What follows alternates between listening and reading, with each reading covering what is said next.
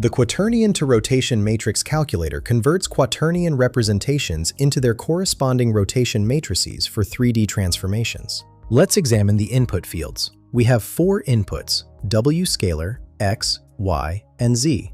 The W scalar represents the real component of the quaternion, while X, Y, and Z are the imaginary components. For this demonstration, I'll input W scalar equals 1, X equals 10, Y equals 10, and Z equals 10. After clicking Calculate Rotation Matrix, here's what we get. First, the normalized quaternion shows 1.000000, 0.000000, 0.000000, 0.000000, The magnitude is 1.000000, confirming we have a unit quaternion. The 3x3 rotation matrix displays as an identity matrix with 1.000000 along the diagonal and zeros elsewhere. Under matrix properties, the determinant equals 1.000000, which verifies this is a proper rotation matrix.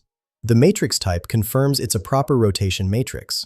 This result makes sense because when we normalize the input quaternion with these values, we get a quaternion representing no rotation, which produces the identity matrix. This tool saves time when implementing quaternion-based rotations in robotics and computer graphics applications. Find the link in the description below.